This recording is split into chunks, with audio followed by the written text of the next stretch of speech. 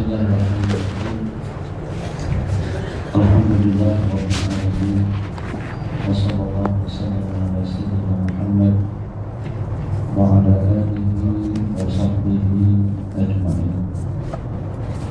Rabbi shrah li sadri wa yassir li amri wahlul 'uqdatam min lisani yafqahu qawli.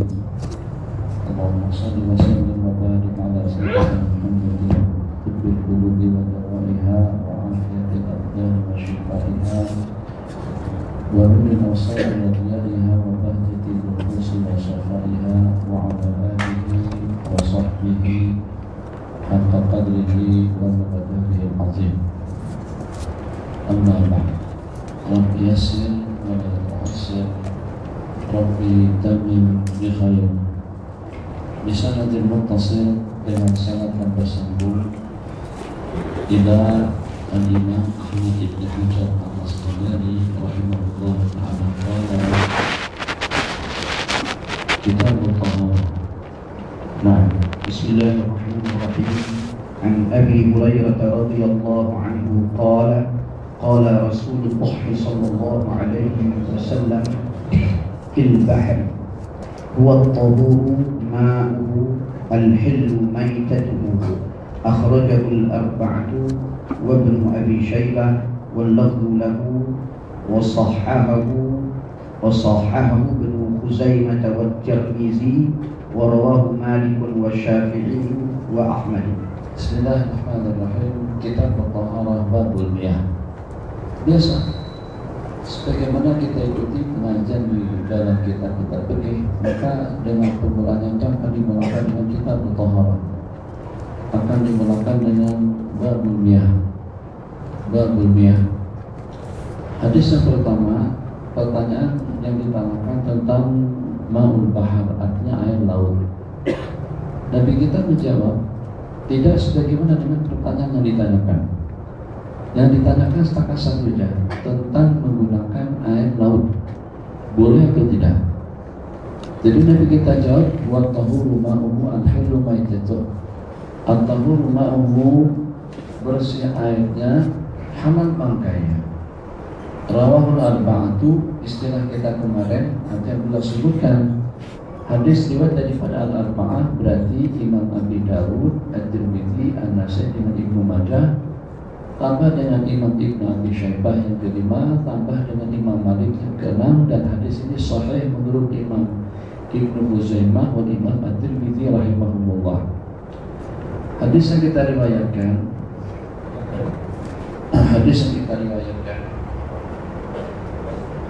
adalah merupakan salah satu daripada sumber hukum yang berkenaan dengan air. Timbul pertanyaan, kenapa dengan seumpama air laut? Jadi pertanyaan daripada para sahabat. Asal muasal hadis, inna narkabul bahra, kami menaiki kapal, sampan atau perahu, wa nahmilul ma'ana al-qalilan minal ma', dan kami hanya membuat bekalan yang apa adanya daripada air, kalau air sekisanan. Jadi kalau kami gunakan air untuk mengambil air wudhu dan mandi, autisna, karena akan kehausan. Tapi kalau digunakan untuk makan dan minum, maka bagaimana untuk kami mengambil air wudhu? Jadi pertanyaan yang ditanyakan, bolehkah dengan kami menggunakan air laut? Nabi kita bersabda, yang walaupun asin airnya, yang walaupun tidak sebagaimana dengan air tawar, air sungai, air telaga yang kita gunakan, tapi status daripada tadi itu tahur ma'u. Maka dari sanalah ulama berpendapat, kalau memang secara semula jadi, maka dari air yang kita gunakan itu dalam sifat bentuk yang seperti apapun, baik warnanya kuning, biru, merah, hijau, rasanya asin, rasa lemak, rasa masam, rasa seperti apa saja, asalkan tidak diproses, asalkan berubahnya tadi itu kita ada dengan perbuatan sedikit menyimpang daripada tajuk dan karena daripada masalah yang heboh di masyarakat sekarang itu tentang gelatin atau lemak lembu ataupun juga babi. Kalau memang terbukti campuran itulah daripada babi, maka sejauh mana benar atau tidaknya? Satu pertanyaan yang membingungkan, bagaimana dengan fatwa Syekhuna Dr. Barbawi yang mengatakan itu boleh-boleh saja kita makan, boleh-boleh saja kita gunakan dengan alasan karena tercemar. Alasan karena tercemar dengan alasan karena sudah seperti dan sudah tercampur baur dengan coklat, tapi juga dengan makanan yang dimakan. Tercampur baur tidak tercampur baur, kalau memang asal muasalnya daripada najis yang pertama, kemudian kalau dengan diproses yang kedua, bagaimanapun makanan yang tercemarkan dengan babi, dengan najis tidak akan menjadi bersih dan tidak akan lagi makan. Bagaimana keterangannya? Menyimpang daripada tajuk. Menyimpang daripada tajuk. Ya Allah ya Rahman Rahimin. Alasan yang dibuat-buat sama mereka yang menghalalkan atau dengan asli yang tidak paham itu, katanya adalah pencemaran. Pencemaran macam mana? Kalau seandainya tai kucing masuk ke dalam gulai kambing, atau juga masuk ke dalam sirap Bandung, di mana dengan tai kucing tadi itu tambah di mana seketul kecil ya seperti ini, seketul sepotong kecil saja masuk ke dalam sirap Bandung, baunya tak ada, rasanya tak ada, warna pun juga tidak ada, yang pada saat kita minum tak ada rasa sedikit pun. Agak-agak halal atas sirap Bandung tadi itu diminum, tetap tidak boleh. Kalau seandainya tidak terasakan pun atau tidak najis pun, tetap kita tidak akan meminumnya. Bagaimana kalau dengan kita dengan seumpama tai kucing saja atau dengan ceret-beret anak kita tak nak meminum dan memakannya, sementara dengan yang lebih parah kenajisannya daripada itu, seumpama anjing dan khinzir, ternyata kita tegamak memakannya. Satu. Jadi istihalah ini yang pernah belajar hukum. Arti daripada istihalah itu adalah perpindahan daripada keadaan kepada keadaan. Jadi misalnya baginda Nabi tidak menerima sedekah, tapi saat ketika ada sedekah diberikan kepada Sayyidatuna Barirah. Sayyidatuna Barirah adalah hamba saya perempuan baginda Nabi. Jadi sedekah diberikan kepada Barirah, kemudian Barirah menghadiahkan barang sedekah tadi itu kepada Rasulullah SAW. Nabi kita ambil dan juga Nabi kita makan. Ada antara daripada bagian komplit, tidak itu daripada sedekah, tidak. Daripada orang yang pertama kepada Sayyidatuna Barirah itu adalah sedekah, tapi daripada Barirah kepada aku statusnya sudah berubah menjadi kepada hadiah. Satu. Ataupun juga khamar. Jadi katakan saja satu gelas khamar, minuman keras, atau dengan khamar. Khamar kalau dengan istihalah artinya berubah bentuk, berubah nama, berubah keadaan, hukum pun juga akan menjadi berubah. Daripada khamar berubah menjadi pada cuka. Bagaimana dengan cuka yang berdasarkan daripada khamar tadi itu? Cuka itu suci, bersih, boleh digunakan untuk kita makan, untuk kita buat air asam, boleh digunakan untuk kita buat salata, boleh digunakan untuk kita buat masakan apa saja. Yang diantaranya mungkin barangkali narsam, duguna cuka. Nah, itu dengan cuka daripada khamar, tak masalah. Tapi dengan syarat tidak diproses. Kalau seandainya ini satu jak khamar ini kita masukkan tepung, kita masukkan gula, kita masukkan keladi, kita masukkan melo, kita masukkan apa saja ke dalamnya, ternyata dengan benda yang kita masukkan tadi itu berubah menjadi kepada cuka, tetap cuka tadi itu najis, tidak boleh digunakan. Nah macam itulah cerita lemak babi tadi itu, lemak khinzir tadi itu diproses, dimasukkan dan terproses dengan barang-barang yang ada di dalamnya. Beda hanya kalau dengan bangkai kucing atau juga dengan bangkai ayam. Lama kelamaan bangkai tadi itu entah dengan pengaruh daripada cuaca, pengaruh daripada sinar matahari sampai berulang. Ulannya tuh kalau tersentuh jari tangan kita, baju kita, pakaian kita tidak najis. Kenapa? Yang walaupun asalnya daripada bangkai, tapi sekarang sudah berubah status menjadi kepada ular. Tapi bukan untuk dimakan, setakat tersentuh aja. Macam itu juga dengan ulat yang ada pada ikan asam, ikan asin. Jadi kita buat ikan asin dengan garamnya, diperam, begitu kita buka membiak ulat yang di dalam. tapi dalam waktu yang sama ikannya masih ada. Nah, kita pun juga karena banyak ikan kasarnya setakat 2 ekor saja, sedangkan keluarga ada 10, supaya tercacah selera kita tuh bukan selera makan, maka kita goreng. Jadi kata ulama, kalau kita pisahkan antara ulat dengan ikan asin, ulat tidak boleh dimakan. Tapi kalau kita masak sekali ulat dengan ikannya, tidak ada masalah. Kenapa? Sebab ulat itu berasalkan daripada ikan asin. Macam itu juga yang dibuang, epal misalnya, atau juga dengan durian. Ada ulat yang besar sekali. Nah, itu kalau yang ulatnya saja kita ambil kemudian kita suap, haram. Tapi kalau kita makan sekali dengan duriannya, tidak mengapa. Itu namanya. Kalau pada saat kita di waktu dalam keadaan ihram, kita tidak boleh menggunakan minyak harum. Kita tidak boleh berwangi-wangian. Tapi bagaimana kalau dengan yang kita gunakan itu seumpama minuman, ada namanya ma'ul wardi, air bunga. Air bunga pun juga tidak boleh diminum oleh seseorang dalam keadaan ihram karena haram. Tapi kalau seandainya za'faran atau juga dengan bunga-bungaan, rempah-rempah yang harum tadi itu kita masukkan ke dalam masakan sehingga sampai sudah tidak menjadi satu dengan masakan, itu boleh dimakan oleh seseorang waktu dalam keadaan ihram. Itu namanya pencemaran. Istilah kalau dengan bahasa Arab, yang itu tak boleh disamakan dengan khinzir. Apa bedanya? Minyak harum masuk dalam minuman, masuk dalam makanan sampai meresap, sehingga bau minyak harum tidak keciuman, warna minyak harum tidak kelihatan, rasanya tidak terasa. Itu namanya mustalah. Boleh saja dengan kita meminum dan memakannya di waktu dalam keadaan ihram, tapi itu tidak boleh disamakan dengan khinzir. Kenapa? Sebab minyak harum boleh digunakan, sementara dengan khinzir hukumnya najis. Nah, macam mana Dr. Asri yang menyokong pendapatan itu tak ternampak benda semacam itu? Iyalah, kalau mengaji bahasa saja, sastra saja, tak akan dapat mengamat dan membedakan tentang perbedaan seperti itu. Itu orang yang pakai spesialis hukum saja daripada fakultas syariah, dan juga banyak membaca kitab-kitab fikih mengenali taklilat, alasan-alasan yang disebutkan oleh ulama yang dapat membedakan antara hukum dengan hukum. Kesimpulannya, kalau seumpama dengan silat Bandung, ayam masuk bang, burulah ayam tuh, ayam pun terbang.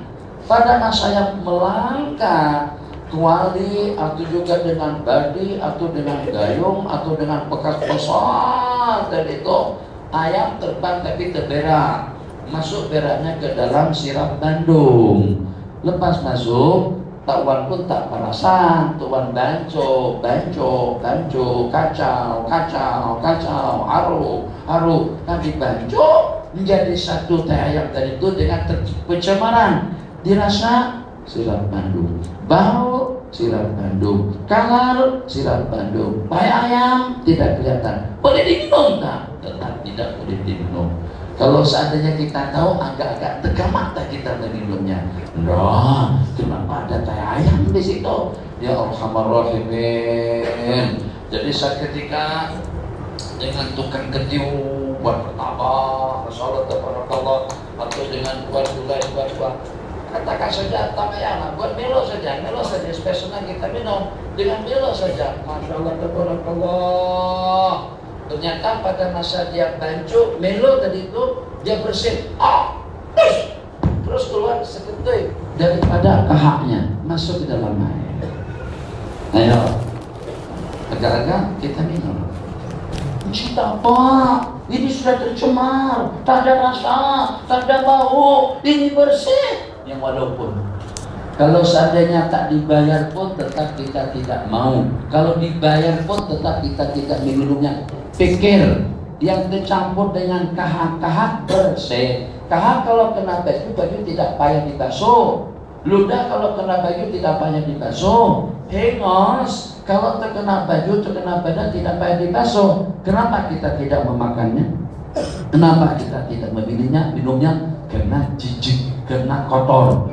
Tentu tidak ada yang lebih kotor, bahkan najis lagi daripada khinzir. Dah selesai. Jadi kalau kita ragu-ragu, tinggalkan. Banyak makanan bang, bukan coklat itu saja. Coklat dari 1001 macam, ambil yang 1000, tinggalkan yang 1. Apa masalahnya? Kenapa susah-susah sangat? Kata orang sana, kenapa susah-susah amat?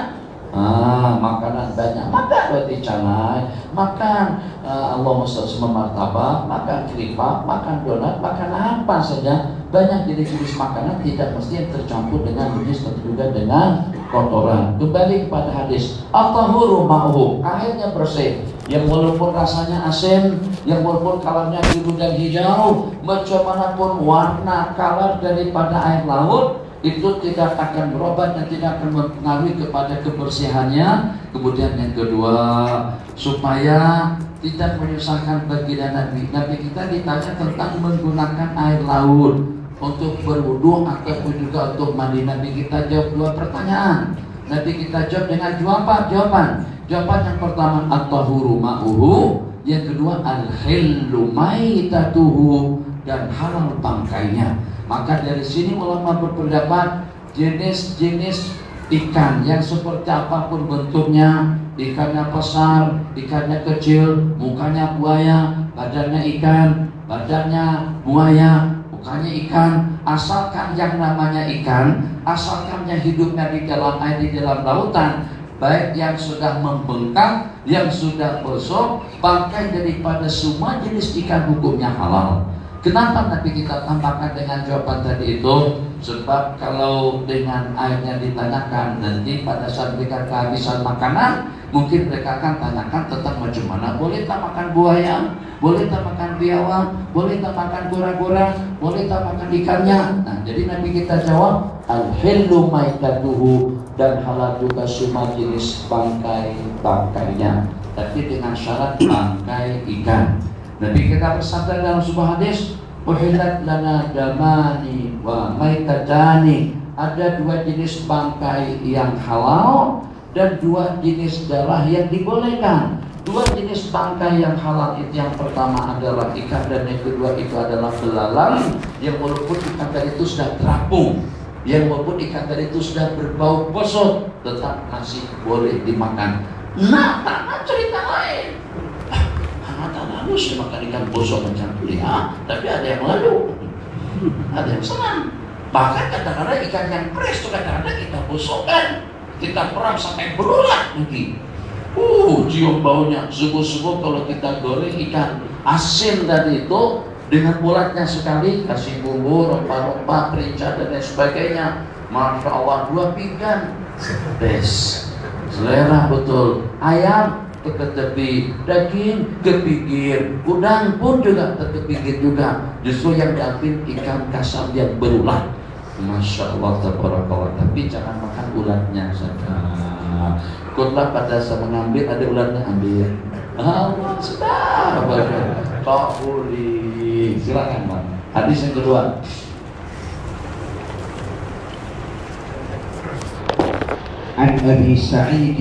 An Abi Sa'id al-Khudri radhiyallahu anhu qala Rasulullah sallallahu alaihi wasallam, innal ma'a tahurun la yunajjisuhu syai'un, akhrajahu thalathatu wa sahhahahu Ahmad. Hadis riwayat daripada Abu Sa'id al-Khudri radhiyallahu ta'ala anhu, innal ma'a tahurun la yunajjisuhu syai'. Hadis ini mutlak. Artinya apa? Air itu bersih dan tidak ada sesuatu yang mencemarinya, tidak ada sesuatu yang mengotorinya. Pada asal muasal air memang bersih. Boleh kita gunakan untuk mandi, boleh kita gunakan untuk berwudu, boleh kita gunakan untuk kita mencuci najis. Jadi syarat untuk kita mandi wajib, dan juga untuk mengambil air wudu dan mencuci pakaian. Mencuci pakaian daripada najis harus kita gunakan air mutlak. Semua jenis air yang turun daripada langit atau yang keluar daripada permukaan bumi hukumnya tahir. Turun daripada langit air hujan yang pertama, air salji atau salju yang kedua, air anggur yang ketiga. Sementara yang keluar daripada permukaan bumi atau daripada tanah, air sungai, air laut, air telaga, tambah dengan mata air. Jadi kalau di dalam kitab-kitab begini dikatakan Jumlah bilangan air mutlak yang boleh kita gunakan untuk berwudu, mandi, dan juga untuk kita mencuci najis itu ada 7. 4 daripada bumi dan 3 daripada laut, 3 daripada langit. 4 daripada bumi dan 3 daripada langit. Daripada hadis yang diriwayatkan innal ma'a tahur la yunajjisu syai'un dengan syarat air itu bersih, tidak ada sesuatu yang menodai dan juga yang mengotorinya kecuali kalau dia berubah. Kalau berubah salah satu daripada kriterianya, mungkin dengan warnanya, mungkin dengan bau dan rasanya, maka dengan air tersebut tidak boleh kita gunakan. Nanti akan lebih jelas dengan perinciannya. Keterangan yang lebih lanjut hadis yang menyusul innal ma'a tahuru la yunajjisuhu syai'. Air itu bersih, tidak terkesan dengan sesuatu apapun kalau air itu banyak. Idza balagal ma'u qullataini fa innahu la yahmilul khabas. Apabila air itu sampai sukatannya 2 kola, 2 kola adalah 190 liter. Mi'atun wa tis'una litro, kata orang Arab, 190 liter.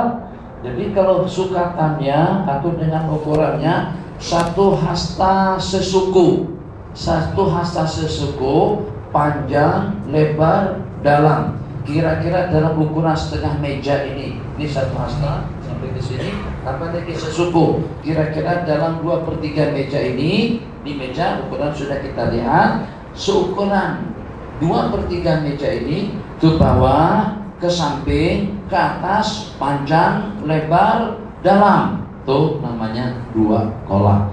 Jadi kalau nak buat kola di rumah, buat ukurannya kalau sebesar meja ini sudah lebih daripada cukup. Setinggi meja ini sudah lebih daripada cukup. Kalau kita kecilkan daripada sana sampai ke sini pun juga sudah memadai, senang.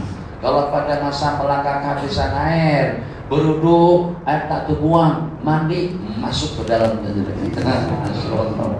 Gantian dengan istri abang dulu masuk ke situ. Coba kalau kita mandi sebagaimana biasa, habis air. Kalau tahu saya macam mana? Sungai udang hanya cukup untuk udang saja. Begitu manusia, udang kadang-kadang kekeringan juga, belum lagi dengan ikan lainnya. Jadi kalau macam itu kita menggunakan air apa saja, akan kita gunakan air yang 2 kolam di rumah kita. Jadi dengan ukuran yang semacam tadi kita sudah bebas. Kita dibolehkan untuk mengambil air wudhu yang walaupun percikannya bekas yang kita gunakan untuk muka, tangan, kepala dan kaki itu masuk ke dalam kolam, tidak ada masalah. Jadi la yunajjisuhu syai', air tidak ada sesuatu yang menodainya. 1, kalau jumlahnya itu banyak. Kalau seandainya airnya sedikit seperti yang ini akan terkesan dengan teh, akan terkesan dengan sabun, akan terkesan dengan Milo, akan terkesan dengan sirap. Kalau seandainya yang masuk tadi itu daripada jenis-jenis yang bersih, yang walaupun berubah tapi tak banyak mana perubahannya, tidak mengapa. Tapi kalau yang masuk ke dalam air yang sedikit tadi itu dalam najis, yang walaupun tidak berubah, hukumnya akan menjadi mutanajis. Nah, dari mana pengambilan ulama Malikiyah? Ulama Malikiyah mereka kalau pada itu mengambil air wudhu, 1 gelas air ini cukup untuk berwudhu. Kita 1 gelas baru untuk bergumur-gumur saja 1 gelas tidak cukup kadang-kadang. Mereka 1 gelas cukup untuk berwudhu. Cuma cara berwudhunya, mereka tuang sapu-sapu sedikit macam itu, kepercikan masuk kembali ke dalam gelas, tidak ada masalah. Dari mana pengambilan hukum? Pengambilan hukum daripada hadis innal ma'a tahurun, sesungguhnya air itu bersih dan tidak ada sesuatu yang menodai dan juga yang mencemarinya. Jadi kata ulama Malikiyah itu umum, tidak membeda-bedakan dengan yang bercampur atau juga yang tidak bercampur. Kata ulama Syafi'iyah itu am, umum, akan tapi ditaksis dengan hadis yang akan datang kalau sukatannya mencapai 2 kolam. Berikutnya hadis qala an Abi Umamah al-Bahili radhiyallahu anhu qala Rasulullah sallallahu alaihi wasallam innal ma'a la yunajjisuhu syai'un illa ma ghalaba ala rihihi wa ta'mihi wa lawnihi. Akhrajahu Ibnu Majah wa dha'afahu Abu Hakim. Sama dengan hadis yang tadi. Innal ma'a tahurun la yunajjisuhu syai'. Sesungguhnya air itu bersih, tidak ada sesuatu yang menodainya. Illa ma ghalaba, kecuali kalau pada saat yang berubah warnanya, bau dan rasanya. Ini macam ini. Ini kalau kita udah silakan saja. Ini air boleh. Tapi pada saat kita beli, sudah. Abang tuh minum tangan kiri berdiri lagi, duduk apa? Kat sini jualan tuh, duduklah supaya minum dapat pahala. Itu perlunya kita ngaji. Ngaji juga asalkan ngaji, tapi juga diamalkan. Ambil gelasnya dengan tangan kanan, dapat pahala karena kita gunakan tangan kanan waktu kita memberi dan menerima. Minum pula dengan tangan kanan, tambah dengan berduduk. Kalau kita minum berdiri, syaitan ikut. Nanti kita bersabda, tak akan tegama kamu minum dengan syaitan dan kamu akan muntahkan seisi perutmu daripada minuman dan makanan yang masuk. Kembali tutup di luar daripada tajuk.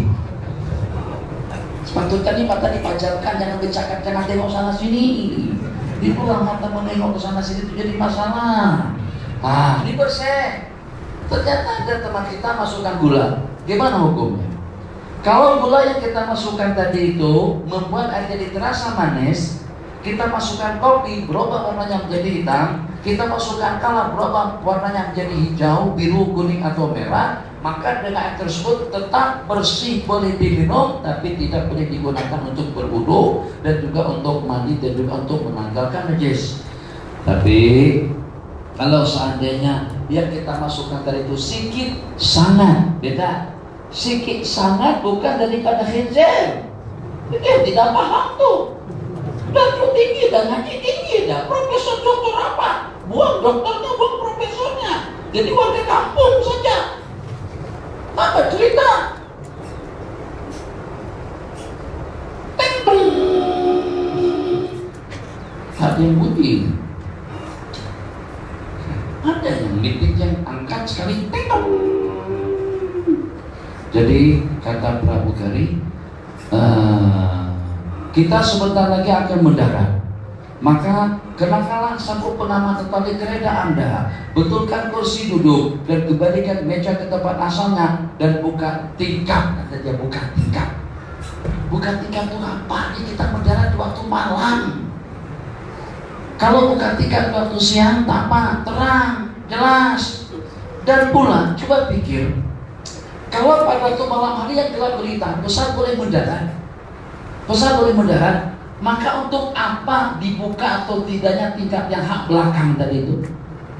Perasaan? Bukan tingkap? Kan kalau tingkap kita tutup karena kita tak nak kesilauan, kita nak tidur.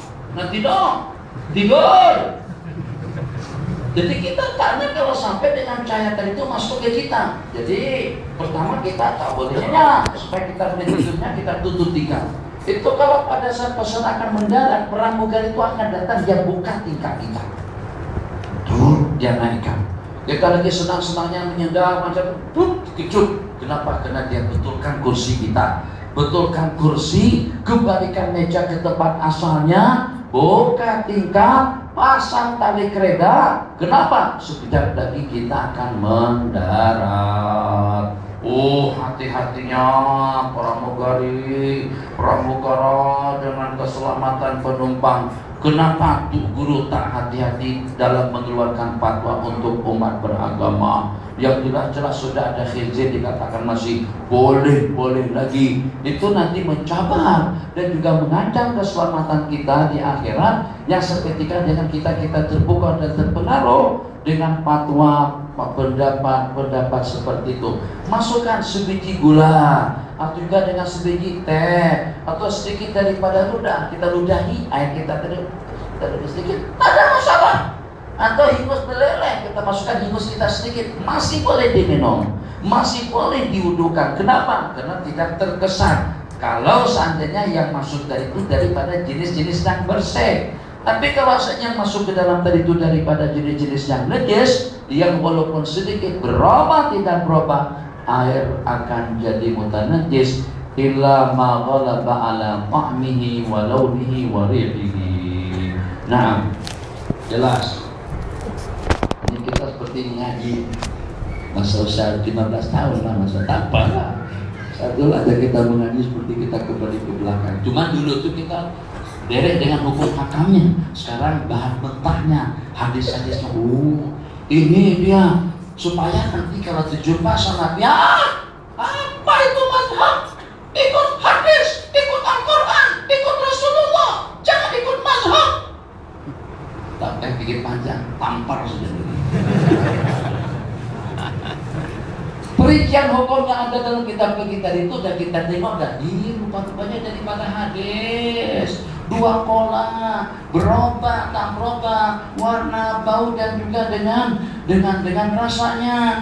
Bukan diambil daripada otak Imam Syafi'i, bukan ijtihad semata-mata daripada beliau. Itu memang diambil dasar hukumnya daripada Al-Quran dan hadis. Jadi kalau berbicara tidak boleh bertaklid kepada ulama, kita hanya bertaklid kepada hadis-hadis Rasulullah saja. Kembali kepada Al-Quran dan hadis, kita katakan kalau itu yang Anda inginkan, maka dengan ulama-ulama kita dahulu, Imam Syafi'i secara khusus lebih mengetahui tentang Al-Quran dan hadis daripada kalian. Untuk apa aku ikut kalian, sedangkan dengan imam kami lebih hebat dan juga lebih alim daripada kalian. Nah, walil Baihaqi al-ma'u tahurun illa in tataghayyara rihuhu aw ta'muhu aw launuhu wa binajasatin tahdutu fihi.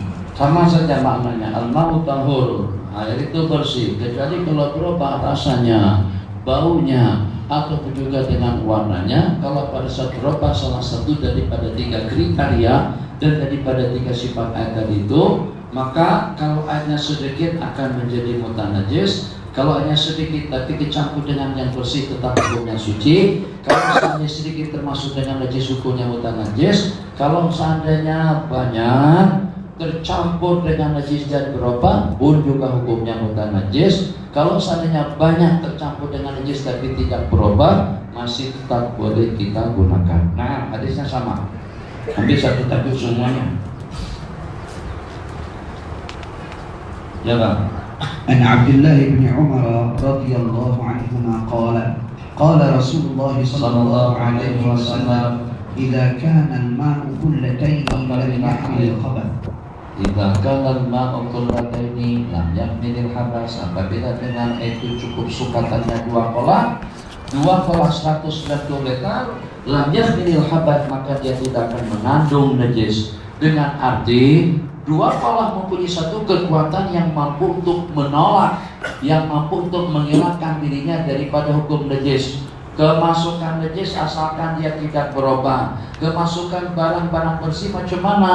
Kita tuangkan Milo, kita masukkan teh, kita masukkan air susu, kembali sebagaimana dengan hukum yang sebelumnya. Kalau seandainya air yang 2 kolah tadi itu berubah menjadi sirap Bandung, itu tidak boleh diwudukan, Bang. Kalau kita wudukan pun nanti dengan malah akan pesta di muka kita. Terus bayang Allahu Akbar, Allah Akbar, iyalah mandi dengan sirap Bandung mana mungkin. Atau juga dengan kopi, dengan teh, dengan susu. Masya Allah, tabarakallah. Kemana kita pergi? Banyak makhluk-makhluk yang ikut dengan kita. Kenapa? Karena ada rezeki pada anggota tubuh kita. Itu data daripada hikmah yang dengan kita tidak dibolehkan untuk menggunakan air yang sudah berubah dengan apa saja. Silakan. وفي لفظ لم ينجس أخرجه الأربعة وصححه ابن خزيمة والحاكم وابن حبان. Ya, apabila air mencapai 2 kolah lam yahmilil khabas wa fi riwayatin lam yanjus, artinya itu tidak mengandung najis. Air sungai, air telaga, air laut. Bagaimana kalau di sungai itu ada orang yang buang air? Larutan, nongol, kelihatan, timbul. Jadi kebetulan dengan kita di kelas ini, larutan sungai itu daripada sana timbul tenggelam dan ikan talapia atau ikan nila atau juga dengan ikan mas, ikan gurami dan jenis-jenis ikan lainnya. Jadi mereka hancurkan ketuyan daripada najis orang yang buang air besar di sana tadi itu sampai ke hadapan kita. Bagaimana? Apakah masih boleh lagi kita berwudu di situ? Apakah boleh kita mencedok air untuk kita mandi? Silakan saja selama airnya tidak berubah. Nah, jadi ada masalah yang dibicarakan oleh fuqaha. Ini hanya di dalam kitab-kitab begini dibahas. Kalau pada saat air telaga itu kemasukan bulu najis, seperti dengan bangkai tikus, seperti dengan bangkai kucing, seperti dengan bangkai apa saja. Jadi airnya banyak. Kalau terkumpul, saat ketika air itu terkumpul banyak macam tuh, kita tengok tidak berubah, kita rasa tidak ada bau, baunya tidak ada, rasanya tidak ada, warna pun juga tidak berubah, masih boleh kita gunakan. Tapi dalam satu teka-teki airnya banyak, tidak berubah dengan najis, tapi tidak boleh digunakan. Karena kalau kita cedok macam tuh, maka termasuk beberapa helai bulu najis yang dalam cedokan tadi itu airnya jadi sedikit. Pada saat dia terkumpul banyak, masih boleh kita gunakan. Tapi pada masa kita cedok, yang tercedok jadi sedikit, daripada yang sedikit tadi itu terdapat beberapa helai bulu najis, maka dengan air tersebut yang walaupun sudah boleh digunakan. Habiskan bang, satu topik bang, satu tajuk, silakan. وعن أبي هريرة رضي الله عنه قال قال رسول الله صلى الله عليه وسلم لا يغتسل أحدكم في الماء الدائم وهو جنب. Qala la yaghtasil ahadukum bil ma'i daimi wa huwa junubun. Janganlah sekali-kali dengan salah kamu mandi pada air yang tergenang pada saat kita dalam keadaan junub. Jadi ada air yang tergenang, ada air yang mengalir. Air yang tergenang terbagi kepada dua. Air yang tergenang terbagi kepada dua, ada yang banyak, ada yang sedikit. Jadi kalau dengan air yang tergenang tadi itu sedikit, sebagaimana yang diriwayatkan di sini, kita tidak boleh mandi pada air yang tergenang. Air telaga, bahasa kita sini tertekong, kan? Tergenang tertekong samaan. Air yang tertekong atau air tergenang tidak boleh kalau hanya sedikit. Tapi kalau seperti air kolam itu pun juga tergenang atau tertekong. Begitu juga dengan air telaga. Kalau airnya banyak tidak ada masalah. Larangan di sini la yartasilu ahadukum bil ma'ir rakid, tidak diperkenankan atau tidak dibenarkan dengan salah kamu mandi dengan menggunakan air yang tergenang. Kata ulama penafsiran yang pertama kalau airnya sedikit. Penafsiran yang kedua la yartasil, la di sana karahah tanzih, bukan haram. Larangan itu seeloknya. Sebab kalau seandainya airnya banyak sekalipun, seperti telaga itu atau seperti kolam, terus kita masuk waktu kita dalam keadaan junub, orang yang berikutnya atau orang yang sebelah kita tak gamak nak guna air selepas kita mandinya tak pakai celana pula, telanjang bukil, masuk ke dalam kepala itu keluar, masuk ke dalam menyalam. Nawaitu ahlus kadirat yang hadasil akbar, sengaja aku mandi untuk mengangkat hadas janabah karena Allah Ta'ala celup masuk kemudian keluar, hukum janabahnya terangkat. Kalau seandainya airnya sedikit maka tidak boleh digunakan untuk orang lain. Kalau seandainya banyak tidak mengapa, tapi tetap saja hukumnya makruh menurut penafsiran yang kedua, karena kita terasa jijik dan juga terasa kotor bekas orang lain. Qala la yartasil ahadukum bil ma'ir rakidi, pada air yang tergenang. Na'am. Akhrajahu Muslimun wa al-Bukhari la yaqulanna ahadukum fil ma'i daimi alladhi la yajri thumma yaghtasilu fihi. Riwayat Imam Bukhari, larangan itu kalau kita lakukan kedua-duanya atau kita lakukan dua perkara. Larangan kepada kita buang air kecil pada air yang tergenang kemudian kita mandi di situ. Buang air kecil, ya sukatannya kurang, jadi kita bagi tambah sedikit. Ini fuqaha tuh buat masalah.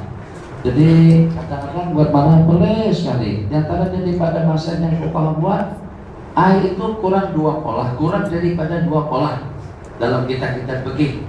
Jadi katakan saja ini adalah pola penuh, tapi dalam sukatannya hanya dalam 185 saja, masih kurang dalam 3 liter misalnya. Bagaimana agar dengan air itu cukup? Jadi kata fuqaha, Satu-satunya cara pada saat kita tidak ada air mineral, tidak ada air hujan, tidak ada air tambahan, tidak ada air kelapa, maka supaya air itu jadi cukup, kita suruh beberapa orang tumpang air kecil di situ. Yang tadi malam minum banyak, gula menaik bertambah. Kencing, bunyi kencing, kan belum. Abang bunyi tak? Ada masa kencing, mana kencing? Tak bunyi, tak bunyi. Bagi bunyi lah. Naik air tadi itu, sehingga ukurannya cukup 2 kola. Kita tengok, kita pastikan air itu tidak berubah. Boleh kita gunakan untuk mandi, boleh kita gunakan untuk berwudu, boleh setakat, boleh.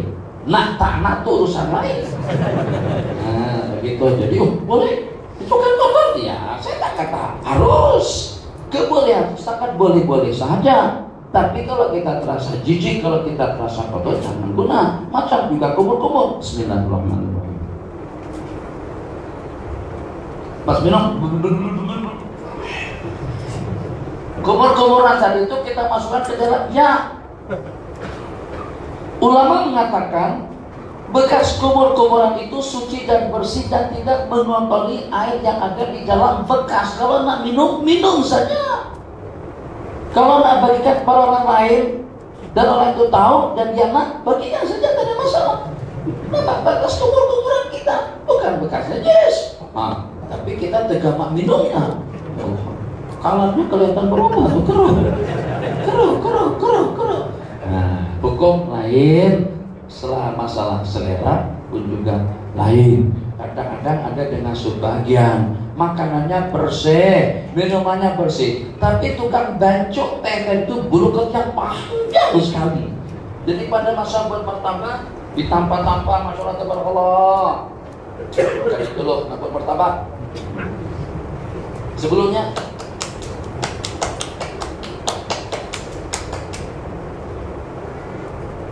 masa main begitu keluar bulu ketiak panjang.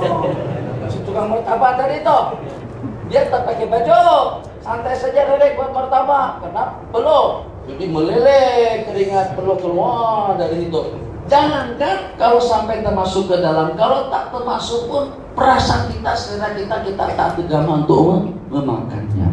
Apalagi kalau seperti dengan kumur-kumuran tadi itu. Ada juga dengan sebagian dia ambil ke arah, dia sugikan grup,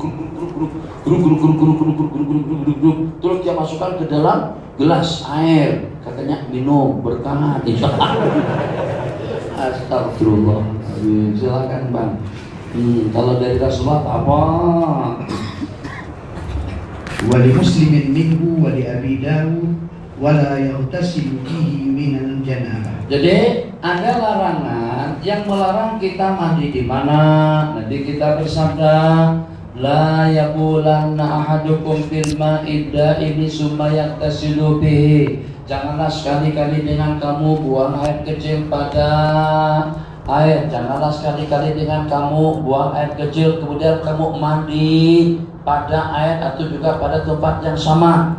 Sebab dikatakan itu diantara daripada asbab yang menimbulkan was-was kita dalam hidup. Diantara daripada asbabul waswasa, kalau pada saat dengan kita buang air kecil di tempat kita buang air kecil, di situ kita mandi. Kadang-kadang nunggu tandas lambat bang, lambat. Ini berasingan, ada tandas, ada bilik mandi. Maka dengan kita kalau kita nak tunggu sampai orang yang buang itu keluar, satu dapat bonus baunya, sebab dia ceret di situ. Yang pertama dia buang air besar. Dari mana kita tahu? Dari luar. Bunyi kripat macam toh. Wah, dia orang buang air besar. Jadi kalau kita tunggu dia keluar, pertama lambat. Yang kedua, kalau seandainya dah lama dan juga ada bolong, ada lubang dan lain sebagainya, insyaallah asapnya itu akan keluar. Dan ini tidak ada bolongan, tak ada lubang. Jadi udaranya yang sehat tadi itu tertekung dan terkumpul di situ. Dia buka pintu tandas, belum lagi kita masuk, kita sudah keciuman dengan baunya. Sedap, Masya Allah, tabarakallah. Jadi Allah, tak dia masukkan pula, begetai musibah. Sudah ada tulisannya di situ, jagalah kebersihan. Dia tak pandai tarik atau bertalinya foto. Dia tarik juga kaguk, tapi kosong, tak ada air. Bukan dia tanah buang, tapi kita tengok ada 3-4 kutub besar sekali. Masya Allah, Tuhan, ini katanya 3 minggu tak pernah buang air besar. Kalau sampai besar panjang macam itu, besar seperti itu sudah membantu betul. Itu susah untuk ditenggelamkan. Itu resikonya. Akhirnya kita tak pikir panjang. Pada saat kita tengok bilik air mandi, bilik mandi kosong, masuk situ. Tapi karena kita nak buang air kecil, terus kita buang air kecil di sana, kakak ada yang tahu. Tapi yang walaupun macam itu antara daripada asbab was-was.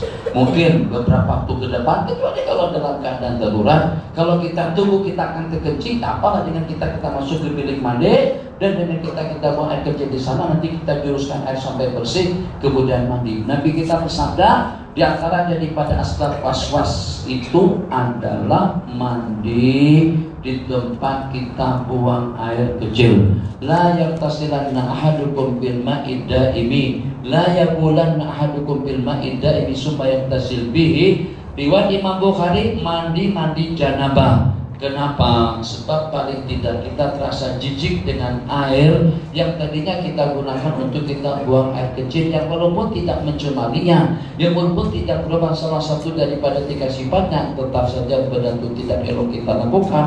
Bahkan dia termasuk salah satu daripada 3 tempat yang Nabi kita laknat. Buang air besar ataupun juga kecil di mauridil ma, pada saluran air. Hadis kita berhenti pada pukul 11.30. Berikutnya dengan sisi soal jawab. Silakan Kang. An rajulin sahiban Nabi sallallahu alaihi wasallam. Jadi tidak ada masalah an rajulin di situ, yang walaupun siapa nama sahabat yang berkenaan. Sahabat Nabi kita itu semuanya udul, semuanya siqah. Kalau seandainya an rajulin daripada para tabi'in, an rajulin daripada atba'ut tabi'in, maka hadis itu akan menjadi mubham. Hadis itu akan menjadi lemah. Tapi pada saat yang tidak disebut tadi itu nama daripada para sahabat, yang walaupun nama sahabat yang berkenan tidak disebut, tetap saja kedudukan hadis itu sahih.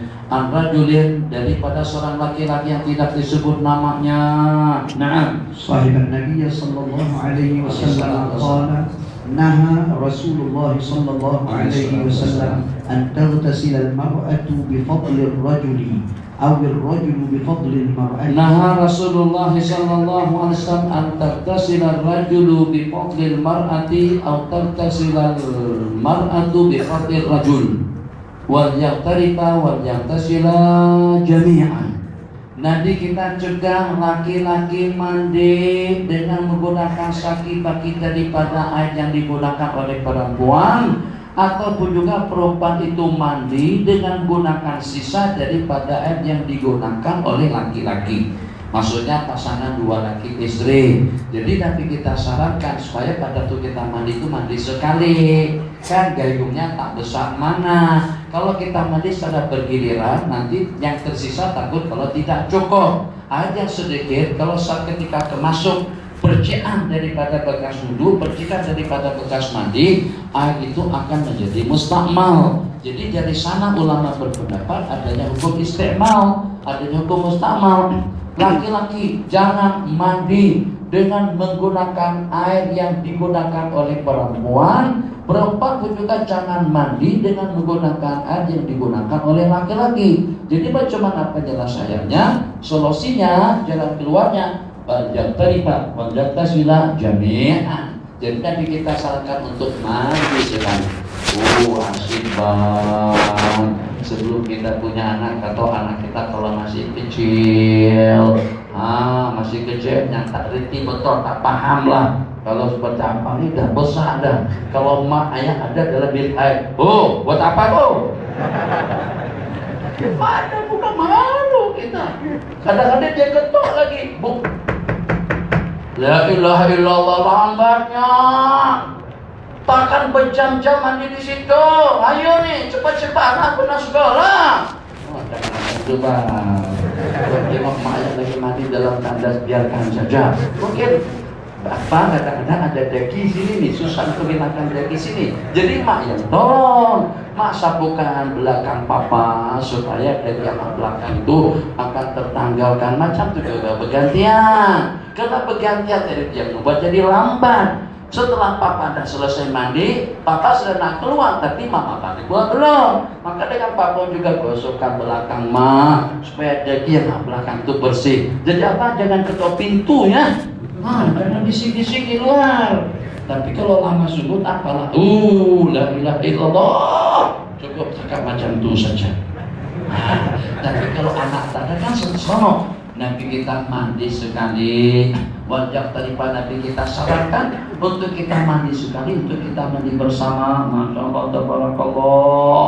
Diriwayatkan Nabi kita bersabda, man kana lahu sabiyun falyatasabbah. Orang yang mempunyai anak kecil hendaklah dia menganak anak sebagaimana watak dan perangainya. Budak kecil kadang-kadang minta gendong, kadang-kadang minta angkat, minta dukung, kadang-kadang dia suruh kita jadi kuda, kadang-kadang dia suruh kita jadi lembu. Tak apa, tak ada masalah. Ayo, oke, naik. Ayo cepat nih. Ini kami sudah nak jalan nih. Ayo. Bagi kita sangat-sangat harmoni dan juga sangat-sangat longgar dan terbuka sekali memposisi dengan cucu-cucu beliau secara khusus dengan Sayyidina Hasan dan Husain. Kadang-kadang pernah Nabi kita angkat, Nabi kita pegang tangan Sayyidina Hasan. Sayyidina Hasan kecil seperti apa? Mungkin lebih kecil lagi, baru dalam usia 2-3 tahun. Nabi kita pegang, maka Sayyidina Husain itu berpijak atas dua kaki kita, nanti kita tarik, dia pun memanjat, naik ke petis, ke lutut, ke paha, sampai nanti kita angkat bersama beliau. Seperti itu bagi nanti dengan cucu. Silahkan saja dengan kita tegas, bukan garang. Mungkin kita tegas dengan staf-staf kita, dengan kru-kru kita, dengan pegawai kita. Tapi kita tidak boleh atau tidak patut macam itu kalau pada waktu kita di rumah dengan anak dan keluarga. Kadang-kadang istriku juga nak minta dimanja, minta disuapin. Ya sekali-sekali tak apa, sekali-sekala tidak problem. Jangan tiap kalah mau sampai habis. La ilaha illallah. Suap sekali cukuplah setakat kita dapat pahala. Macam juga sebaliknya dengan suami, kecuali kalau kita terlampau sibuk, kecuali kalau pada waktu kita utuh. Ya mau tidak mau kan kita suapkan nasi sampai habis. Kenapa? Karena sakit. Tapi kalau sehat segar bugar, maka Allah tabarakallah sekali tak apa, 2 suap tak ada masalah. Cukup kita suapkan macam itu. Dia juga cukup suapkan kepada suaminya. Senang Pak. Anak belum ada lagi, jadi santai mandi di kolam, santai mandi dalam bilik air. Tak ada orang yang kacau dari depan kita, ada orang yang mengganggu kita.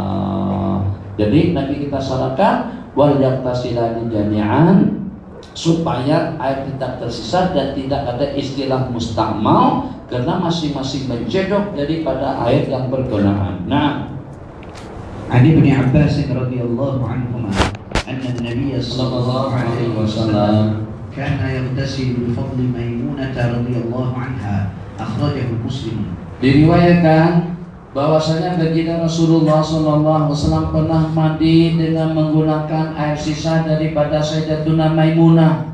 Selepas Sayyidatuna Maimunah mandi, maka saki bagi daripada air yang beliau gunakan tadi itu Nabi kita gunakan. Karena ada 2 buah hadis yang bercanggah. Hadis yang tadi mencegah kita mandi dengan menggunakan sisa air, tidak dibenarkan dengan kita gunakan saki bagi daripada air yang sudah digunakan sebelumnya, baik laki-laki maupun juga perempuan. Hadis yang di sini ternyata menyatakan Nabi kita mandi dengan menggunakan air sisa daripada Sayyidatuna Maimunah. Jadi kata fuqaha, berarti larangan yang di atas tadi itu larangan halal karahah, makruh saja. Arti makruh itu kurang elok, tidak ada ganjaran pahala dan balasannya. Ada juga pendapat mengatakan larangan yang tadi itu kalau airnya sedikit, maka dengan saki baginya tentu akan jadi sedikit. Tapi kalau seandainya airnya banyak, suami mandi dengan menggunakan air kolam, dengan menggunakan air sumur atau telaga, atau juga dengan menggunakan air kolam. Bunda selepasnya baru istri kita menyusul, tidak ada masalah. Jadi kemungkinan saja yang berlaku pada saat itu nanti kita mandi dengan menggunakan air sisa daripada Sayyidatuna Maimunah radhiyallahu taala anha, itu dikarenakan karena airnya banyak. Fer, silakan. Masih berapa hari lagi? Lagi. Udah sampai pada tajuk baru? Belum. Banyak lagi. Satu lagi. ولأصحاب السنن اغتسل بعض أزواج النبي صلى الله عليه وسلم في جفنته وجاء Jafnahnya bejana. Jafnah itu kalau bahasa kita sama dengan gayung, bahasa gayung, atau tadi, atau juga dengan jak besar, atau dengan wadah air. Nah, jafnah. فقالت إني كنت جنبا. Ini kuntu junuban, ya, terus. فقال إن الماء لا يجب. Salah satu daripada istri Nabi mandi dengan menggunakan badi atau gayung besar atau tong air besar. Selepas mandi terus Nabi kita mandi setelahnya. Maka dengan istri Nabi tadi itu memberitahukan, ya Rasulullah, aku tadi mandi junub. Jadi beliau beranggapan kalau aku mandi junub berarti janabahku yang sudah terangkat tapi akan terpindah ke dalam air. Nanti kita kata al-ma'u la yajnub. Air itu tidak akan menjadi junub. Janabah itu adalah dengan orangnya. Yang pada saat hukum janabah dari itu telah terangkat, itu tidak berarti janabah itu akan tertekung atau juga akan masuk ke dalam air. Jadi daripada disandingkan di sini tidak ada larangan daripada hadis kalau pada saat dengan kita mandi dengan menggunakan saki bagi air yang telah digunakan oleh seseorang sebelumnya, tapi afdalnya dengan kita mandi sekali sama-sama mandi, ataupun juga kalau pada saat airnya banyak maka tidak mengapa dengan kita mandi secara bergiliran. Bismillahirrahmanirrahim. Habis.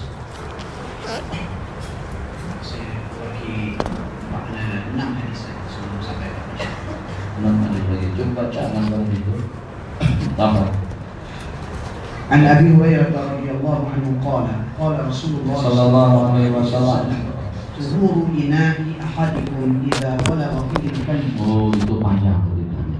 Akan bersihnya bejana salah kamu, tuhuru ina'i ahadikum idza walagha fihi al-kalbu an tasila satamaradin ihdahunna ukhrahunna ulahunna biturab. Itu insyaallah tentang cara kita membersihkan najasa mughalladhah pada pertemuan bulan Ramadan kalau ada, atau pada pertemuan setelah hari lebaran yang akan datang. Nah, kita sebagaimana telah kita janjikan akan membaca, mengambil 1, 2, 3 paling banyak 1, 2, 3 cerita-cerita menarik daripada cerita salafun saleh. Sebagaimana tadi kita hukum baca hukum itu mengingat. Kalau cerita itu ketawa, santai, ledek. Kalau orang belajar hukum, makanya tutup guru itu padahalnya. Coba kalau saya bisa tutup kasur kan, terus kalau saya tutup otak, ada rambut. Kenapa? Sebab karena banyak berpikir. Memahami hukum itu berat, kadang-kadang pengaruhnya kepada rambut. Jadi kita akan membaca 99 kisah karamat para wali, bukan karamat. Di sini cerita-cerita menarik daripada auliya ilahi sholihin. Insyaallah akan kita mulakan daripada cerita yang pertama pada muka surat 1. Kita 99 cerita karamat para wali-wali Allah Jalla wa Ala. Kita ini rasanya sudah dibeli atau juga sudah ada yang punya. Ini pada tiap ngajar kita bawa, jangan ditinggal di rumah. Untuk apa dia tinggal di rumah? Bawa kemari. Tiap pengajian bawa 2 kitab, bawa 2 buah kitab. Kitabnya ini dengan kitab yang tadi, dan ini sebagai bukti kita mengaji catatan kita tuh nanti kalau kita catat sekarang, setelah kita berumur, mungkin kita tengok balik. Kalau kita tidak berumur panjang pun akan dibaca oleh anak cucu. Anak cucu tengok, anak ya Allah, papa, bahwa kita tidak betul nih. Papa ini tak paham, tak ngerti masa mengaji dengan Syekh pada itu. Itu bukan macam tu, dhabitannya bukan macam tu maknanya. Tapi macam mana pun seronok saya punya bapak rajin mengaji dan mendhabit di dalam kitab. Jadi kitab itu bagi janggot. Jangan kitab itu bersih saja.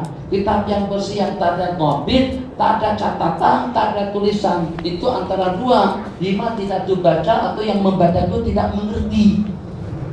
Kalau kitab yang pernah dibaca mesti ada catatan, yang mesti ada nobitnya, ada maknanya kah, tafsirannya kah, atau apa saja. Bismillahirrahmanirrahim. Yang pertama, wanita yang hanya berbicara dengan ayat-ayat Al-Quranul Karim. Ceritanya ini daripada Sayyidina Abdullah ibn Mubarak. Sayyidina Abdullah ibn Mubarak rahimahullah ta'ala adalah salah seorang daripada ulama besar. Tidak kurang daripada 36 macam kebaikan itu terkumpul dalam diri beliau. Ketabahannya, kebijakannya, kesabarannya, kemuliaannya, kekayaannya, keadilannya, keberaniannya, lengkap komplit cukup. 36 kebaikan yang walaupun bila pernah berguru dengan guru beliau Amirul Mukminin fil hadis Al-Imam Sufyan Ats-Tsauri, tapi Imam Sufyan Ats-Tsauri justru teringin nak hidup semacam mana murid beliau Al-Imam Abdullah ibn Mubarak yang mendapatkan julukan sebagai ulama timur dan barat. Bukan hanya untuk ulama di sebelah timur, tapi di sebelah barat pun juga mengulamakan beliau sebagai ulama timur dan barat. Jadi dengan Imam Abdullah ibn Mubarak tadi itu, kehidupan beliau sehari-hari mencemburukan oleh sebagian daripada ulama. Jadi kata Imam Sufyan Ats-Tsauri pada suatu ketika, aku teringin nak hidup sebagaimana dengan murid kesayanganku tadi itu, tapi ternyata dengan beliau hanya boleh bertahan dalam 3-4 hari saja.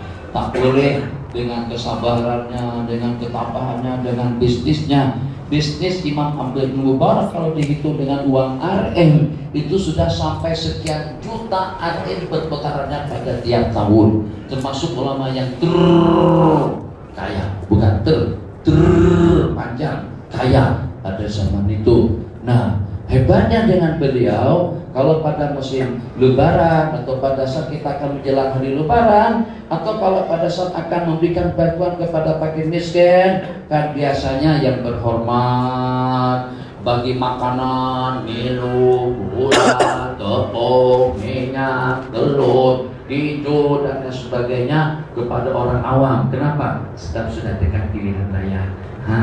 Disogok dulu, dirisuah dulu supaya nanti pangkah dia, bukan karena Allah dan juga karena tolong dipangkah, tolong ingat, tahu dirilah, jangan setakat terima macam itu saja. Kembali Imam Abdullah ibn Mubarak kalau pada saat akan memberikan habuan yang semacam itu kepada orang ramai, maka terlebih dahulu untuk kepada para ahli ulama yang ada di Khurasan. Setelah para ulama baru untuk keluarga beliau masing-masing. Jadi kata beliau, dalam satu perjalanan haji, beliau terjumpa dengan seorang perempuan tua, dengan seorang makcik tua, duduk terasing daripada orang ramai, Maka dengan Imam Abdullah ibn Mubarak tadi itu pun mengucapkan Assalamualaikum. Kata makcik, Salamun qawlan min Rabbir Rahim. Itu dengan jawabannya. Jadi kata Imam Abdullah ibn Mubarak, ngapain lo? Ente buat apa saja di sini? Makcik buat apa di sini? Makcik tadi itu jawab, May yudlilillahu fala hadiyalah. Makcik buat apa di sini? Jauh daripada keramaian, sesatkah? Jadi kata perempuan tadi itu menjawab, wa may yudlilillah, orang yang disesatkan oleh Allah, maka tidak ada penunjuk jalan atau penunjuk hidayah kepadanya selain Allah. Fala hadiyalahu. Kemudian dengan beliau bertanya kembali, kemanakah tujuanmu? Makcik nak pergi kemana? Nak pergi ke Jagabainga, atau juga nak pergi ke Sungai Udang, nak pergi ke mana? Dijawab sama beliau, Subhanalladzi asra bi 'abdihi lailan minal masjidil haram ilal masjidil aqsa. Oh, rupa-rupanya nak pergi ke Mekah makcik tadi itu. Karena ayat tadi itu ada sebutan tentang Masjidil Haram. Jadi aku nak pergi ke situ. Masya Allah, tabarakallah. Senangkan kalau kita hafal Quran. Berapa ramai orang hafal Quran tapi tidak boleh bercakap-cakap macam ini. Tiap pertanyaan dijawab dengan Al-Quran. Setelah terjawab pertanyaan beliau nak pergi ke mana, Beliau bertanya kembali, sejak berapa lama makci hidup di tempat yang terpencil ini? Jadi kata makci, salah layalin sawiyah, 3 malam dengan genap hitungan yang cukup. Lepas itu kata Imam Abdul Mubarak, ngapain makci duduk di sini? Sudah 3 hari duduk di sini. Makanan daripada mana? Makan apa? Orang Kelantan kata Rasulullah makan sikit, kita sikit-sikit makan. Nanti kita tidak sikit, kita sikit-sikit tidak. La ilaha, pengajian tidak. La ilaha illallah. Dari mana? Makji makan. Jadi kata beliau, walladzi huwa yut'imuni wa yasqin. Allah yang memberi aku makan dan minuman. Lepas perbualan tadi itu berlangsung panjang, maka dengan Imam Abdullah ibn Mubarak menanyakan di mana bilik air atau di mana air untuk mandi atau juga untuk berwudu. Jadi kata Imam Mubarak, di manakah air wudu kamu? Jadi kata Prophet menjawab, fa illam tajidu ma'an fatayammamu sa'idan thayyiban. Awak tak payah tanya tentang di mana air, sebab Allah berfirman kalau tidak air, silakan saja kita bertayamum dengan tanah yang bersih. Jadi kata beliau pula, kemudian dengan Abdullah bin Mubarak menanyakan kemudian dengan Abdullah bin Mubarak memberikan makanan kepada makji atau kepada wanita tua tadi itu dan mempersilahkan tafadhali, silakan makan. Dijawab oleh perempuan, summa timusyama ilal lail. Kemudian sempurnakanlah puasa kamu sampai malam. Artinya aku tak nak makan karena aku puasa. Selepas itu, jadi kata Imam Abdullah bin Mubarak rahimahullah ta'ala, ini bukan waktu puasa, ini bukan bulan Ramadan. Jadi kata beliau, wa man tatawwa'a khairan fa innallaha syakirun alim. Dan barang siapa melaksanakan ibadah sunnah, Allah akan berterima kasih dan maha mengetahui dengan perbuatannya. Allahu Akbar. Setelah dengan beberapa pertanyaan tadi itu, Al-Imam Abdullah bin Mubarak, gambar itu salah tuh. Yang bicara itu bukan gambar laki-laki, yang musafir tadi perempuan. Itulah perinting itu kadang-kadang tak paham apa yang diceritakan, apa yang dibaca. Ini bukan pada tuh puasa. Jadi kata beliau, man tatawwa khairan fa innallaha syakirun alim. Tetapi Allah tidak membebani kepada kita untuk kita berpuasa sunnah. Kenapa dengan ngaji puasa di tempat yang tandus, jauh daripada keramaian, tidak ada makanan dan minuman? Jadi kata beliau, wa man tatawwa khairan fa innallaha syakirun alim, dengan jawaban yang sama. Kata Imam Abdul Mubarak, cakaplah besi malam cuma orang ramai. Apa Quran melulu. Cakaplah apa kabar? Baik. Nak kemana? Jadah baik. Nak pergi kemana? Untuk beli makanan. Cakaplah sebagaimana layaknya. Kenapa dengan Quran? Allah takallami, berbicara sebagaimana bahasa yang aku gunakan. Jadi kata wanita itu jawab, ma yalfidhu min qawlin illa ladaihi raqibun atid. Tidak terkeluar satu rangkaian kata-kata dan ucapan daripada mulut seseorang, malaikat akan dicatat oleh kiraman katibin. Kalau dengan aku tadi itu semuanya jadi pahala, semuanya Al-Quran, semuanya ibadah, semuanya balasan daripada Allah Jalla wa'ala. Kalau dengan kita nak berpikir menjawab dengan bahasa Al-Quran, mesti diam dulu, pikir ayat yang mana, jawab ayat yang mana. Terpaksa kita buka Quran. Orang dan bertanya nih, Haji nak pergi kemana Haji? Kita nak cari jawabannya daripada Quran. Ya Allah ya Rahman. Sebab kita nak pergi ke Jadah Baik nih, Masya Allah. Di mana ada Jadah Baik dalam Al-Quran? Bahwa itu bilang nisa mungkin ada hubungannya. Qala takallani bisana, cakaplah kamu semacam mana kami. Jadi kata perempuan tadi itu, segala percakapan dan ucapan itu akan dicatat oleh para malaikat. Beliau bertanya kembali, daripada kabilah manakah kamu berasal? Asal daripada mana? Mahji asal daripada mana? Jadi kata beliau, wala taqfu ma laisa laka bihi ilmun, dan janganlah sekali-kali dengan kamu mengikuti sesuatu yang Anda tidak tahu.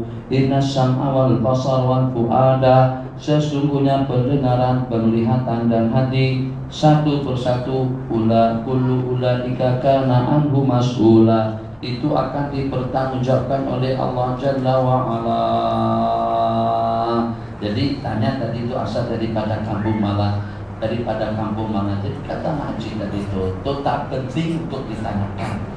Benda yang kita tanyakan, yang kita tengok dan yang kita sebut akan dipertanggungjawabkan oleh Allah. Haji minta maaf, saya bertelakir pertanyaan tadi itu. Jadi apa kata beliau? Jawaban daripada minta maaf tadi itu, la tasriba alaikal yaum, la tasriba alaikumul yaum, yaghfirullahu lakum. Tidak problem, tidak mengapa, tak perlu tersinggung, tidak perlu terasa hati dengan kesalahan atau dengan kekeliruan yang Anda lakukan. Moga-moga Allah memberikan keampunan kepada kita semuanya. Kemudian dengan pertanyaan yang selanjutnya daripada Imam Abdullah bin Mubarak rahimahullah ta'ala, berkenankah kamu untuk berangkat bersama kami, ikut rombongan yang akan berangkat menuju tanah suci Mekah? Jadi kata Uthman, oke, kalau macam itu Haji silakan naik, silakan menaiki onta yang saya sediakan. Saat ketika Imam Abdullah bin Mubarak menodongkan onta beliau tadi itu untuk ditunggang oleh wanita tua atau wanita berkenaan, apa kata beliau? Qul lil mu'minin yaghuddu min absarihim, katakan kepada orang-orang yang beriman agar memajamkan dan menundukkan pandangan mereka. Kan pada masa naik itu angkat dadu nih, pada tuh naik di pijak kaki kita macam tuh. Saat ketika kaki terangkat mungkin saja betis kelihatan. Jadi pada saat beliau menyediakan onta tadi untuk dikendarai, beliau baca ayat, katakan kepada orang-orang yang beriman agar menundukkan pandangannya. Tak apa, aku tunggang dan naik kendaraanmu, tapi kamu jangan tengok aku pada masa aku mengendarainya. Maka Prophet itu pun naik dan membaca Subhanalladzi sakhkhara lana hadza wa ma kunna lahu muqrinin.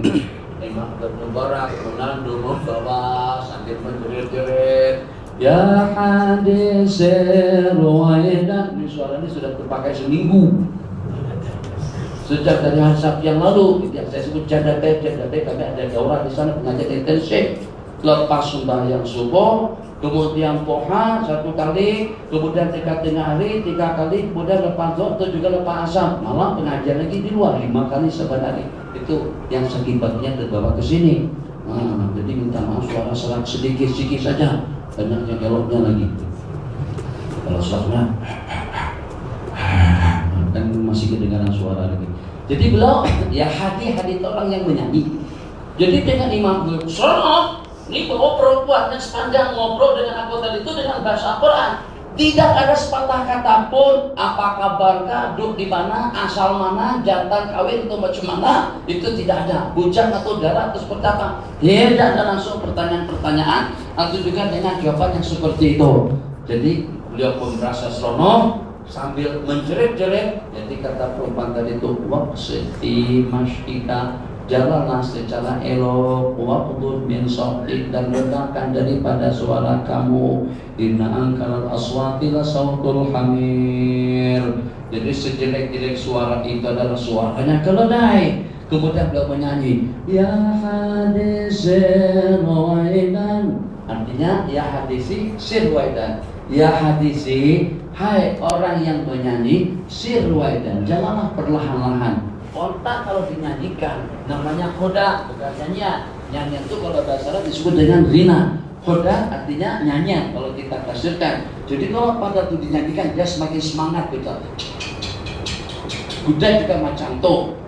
Binatang saja.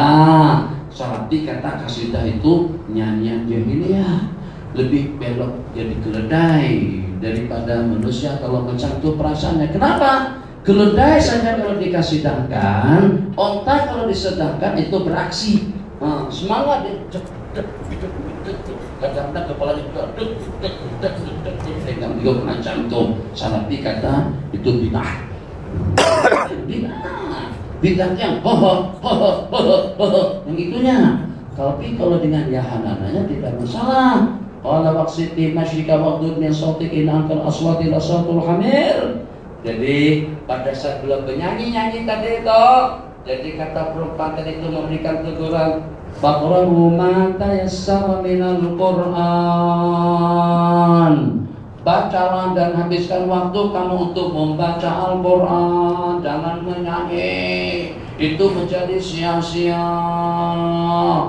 Kata Sayyidina Abdullah ibn Mubarak rahimahullahu ta'ala, Masya Allah, tabarakallah, Allah karuniakan bermacam-macam nikmat dan anugerah kepada Makji. Kata Makji menjawab, wa ma yadzakkaru illa ulul albab. Yang sedar dan yang ingat dengan anugerah itu hanya orang-orang yang berakal dan yang berkepikiran sehat.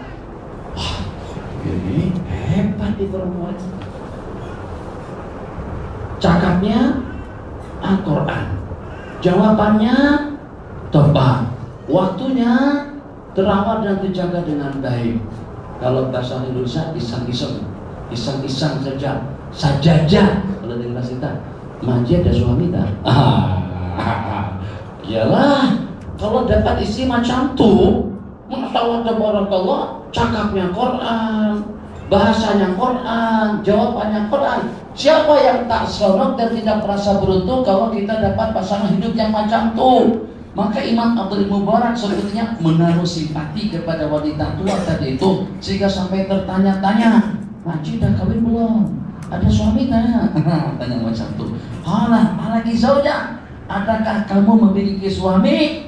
Jadi kata si perempuan itu menjawab, la tas'alu an asya'in tubdalakum tasukkom. Jangan bertanya tentang sesuatu yang tak nampak dan juga yang tidak diketahui. Mungkin saja kalau pada saat dijawab akan menyedihkan dan menyusahkan hati kalian. Lebih baik senyap saja, tak payah tanya. Dah, saya ini serius nih. Serius. Jadi ini cerita lama supaya intub dalam tasukum. Suami tadi itu senyum saja, diam saja. Tapi istri tak puas hati, bahasa sana penasaran. Ada apa bang? Bukan abang Dul, ada apa bang?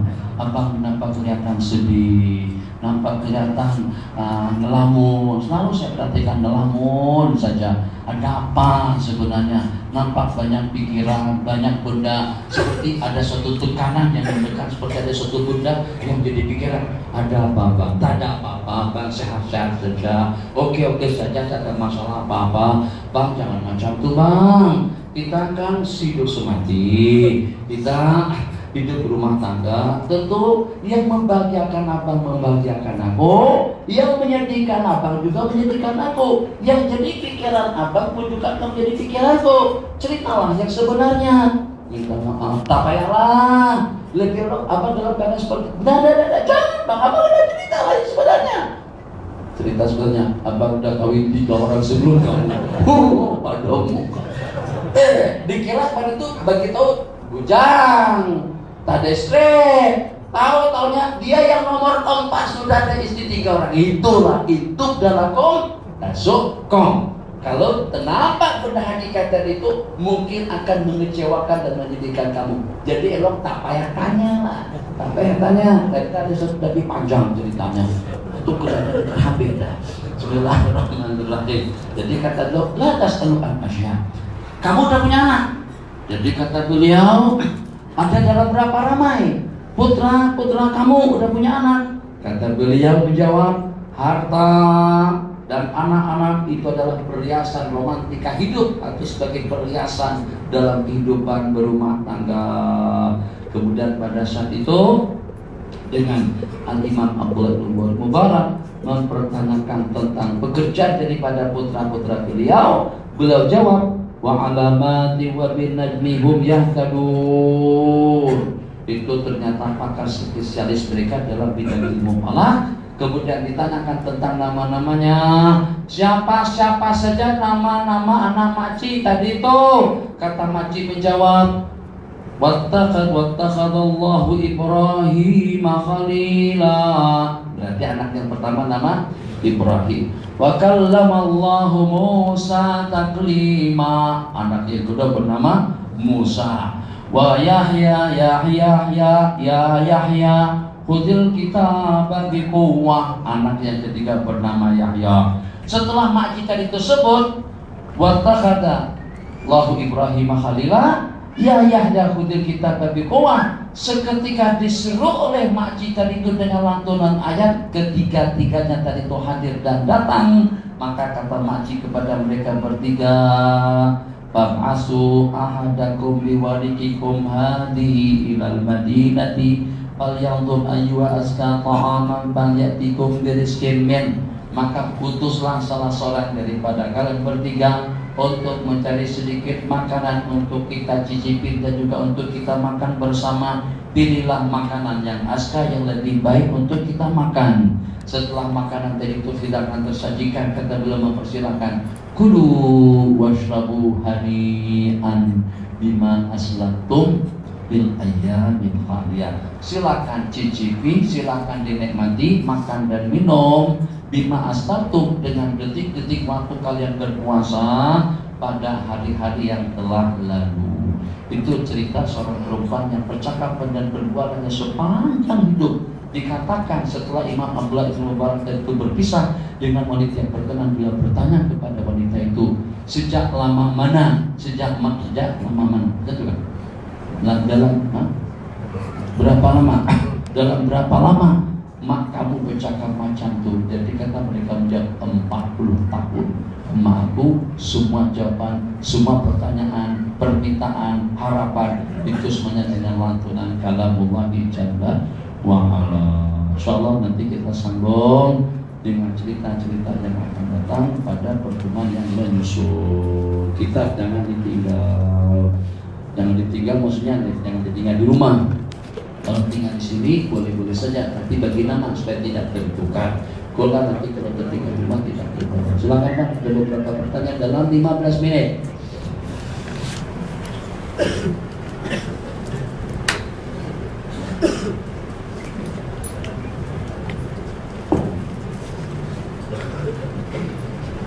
Assalamualaikum Syekh. Assalamualaikum warahmatullahi.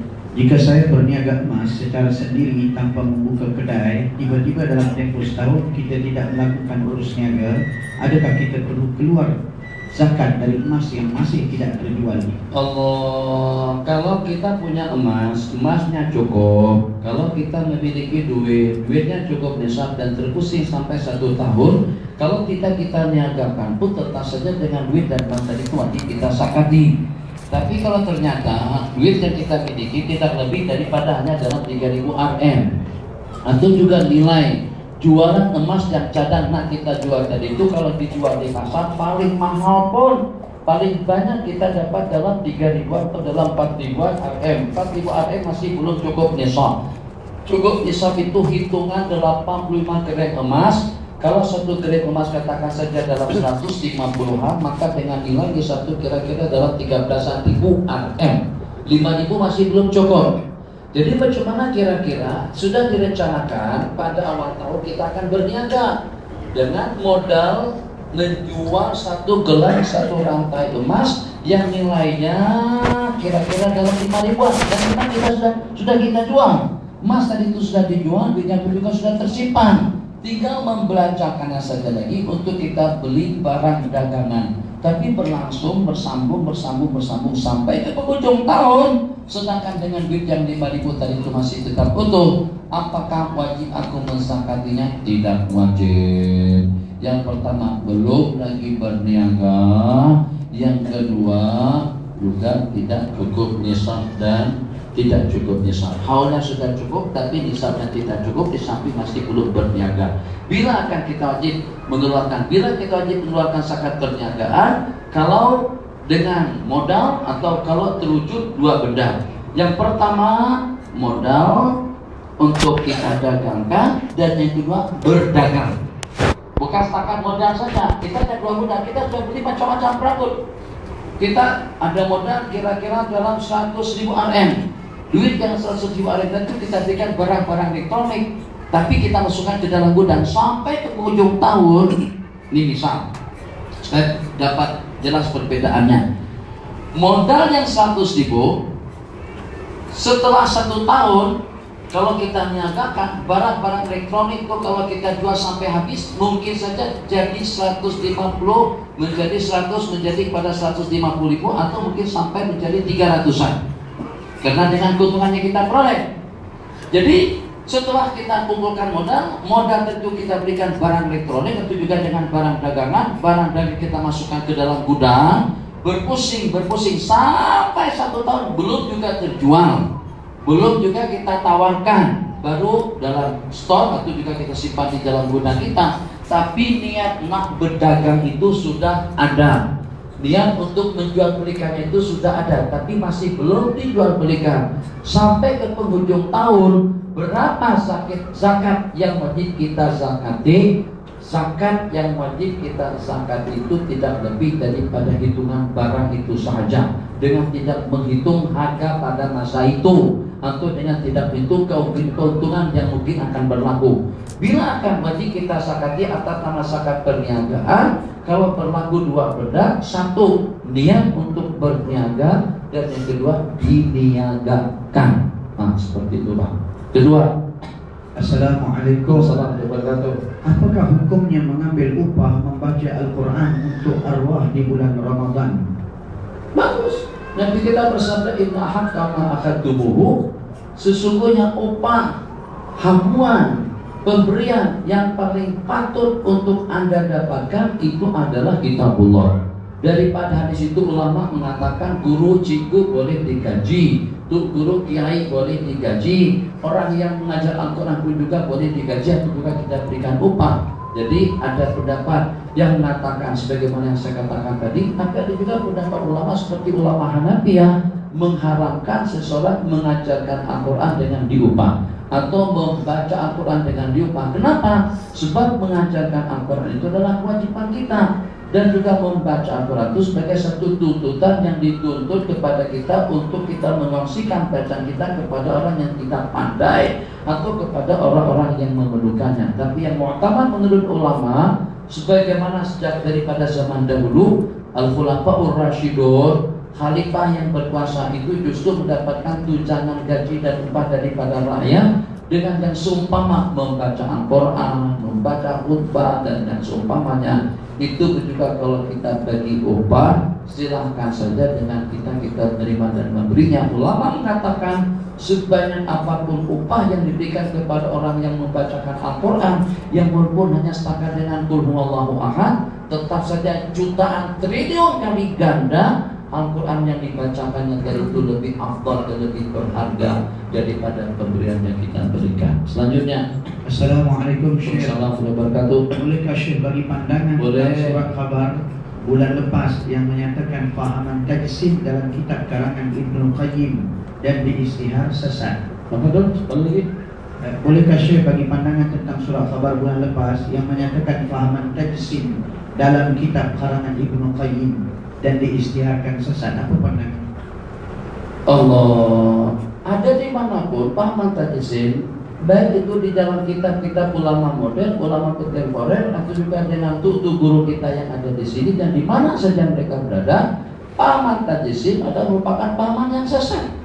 Kalau tidak diistiharkan itu memang sesat. Arti daripada tajsid memperbendakan Allah. Allah duduk bersela, Allah duduk semacam mana aku duduk, Allah ketawa, Allah senyum. Jadi senyum itu diketahui oleh ulama maknanya Allah restu dan ridha. Turun yang dilurahuna, tak boleh semacam mana aku turun ini. Jadi pernah diceritakan dengan Imam Ibnu Taimiyah, menurut Imam Ibnu Battut. Apakah betul cerita itu cerita lain? Cuman yang antara daripada cerita yang diceritakan tentang tajsim atau tasbih, menyerupakan Allah dengan makhluk atau dengan pahaman tajsim, tasbih dengan tajsim memperbentuk atau menyerupakan dan Allah dengan makhluk. Jadi penafsiran yang Rabbuna telah turun Allah pada sepertiga malam yang terakhir itu beliau peragakan, beliau perumpamakan. Jadi pada tingkatan mimbar bila turun ke bawah semacam mana aku turun sekarang ini, itu tidak boleh. Dan Allah maha mukaddas, maha suci daripada menyerupai makhluk, laisa kamitslihi syai'un, tidak ada sesuatu yang menyerupai Allah. Dan di antara daripada sifat-sifat Allah mukhalafatuhu lil hawadis, menyalahi daripada segala perkara-perkara yang baru. Silakan. Assalamualaikum Tuan Syekh. Waalaikumsalam warahmatullah. Saya ada terbaca perempuan yang mandi dalam keadaan telanjang akan dinoda oleh syaitan. Betul ke? Oh, syaitan boleh tengok siapa saja. Bukan perempuan saja, Tuan Haji pun kalau mandi telanjang dia tengok juga.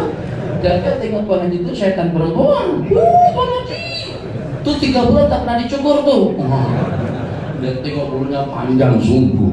Diketawakan sama syaitan. Makanya pada masa kita masuk tandas, kalau tidak ada kain basahan, kalau tidak ada celana dalam, atau tidak ada sepeda, paling tidak jangan sampai lupa baca doa Allahumma inni a'udzubika minal khubuthi wal khaba'is. Nabi kita bersabda, satru ma bainana wa baina a'yunil jinni dzikrullah atau ismullah, pemisah, penghalang, tabir pemisah, penghalang dan penutup kita daripada pandangan syaitan itu dengan menyebut nama Allah atau dengan mengucapkan Bismillah. Jadi pada masa lepas baju kan, lepas jubah kan, lepas pakaian kan baca Bismillah.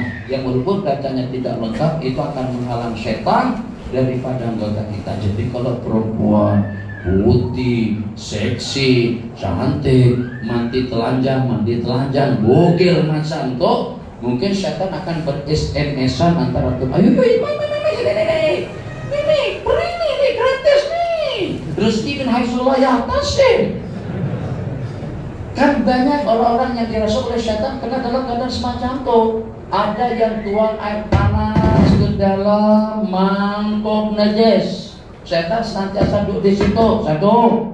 Ada juga yang dirasuki oleh syaitan itu dikenakan kena dengan pakaian yang semacam tadi. Syaitan juga ada nafsu, dia juga ada keinginan. Syaitan juga ada anak cucu, ada abna, ada anak, dan juga ada cucu. Saat ketika dia tengok perupa sedemikian rupa, tidak proses syaitan itu akan jatuh cinta.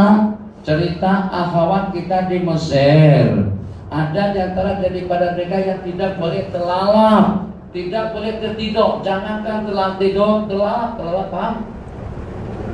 Terlalap, apa bahasa ini? Tersenggut. Itu sudah datang dia bisikan, nakta. Perempuan tadi itu terasa pelik, seperti ada satu benda yang masuk ke hadapannya. Dia belum kawin. Benda apa tuh? Mungkin saja asbabnya kadang dia mandi bukit.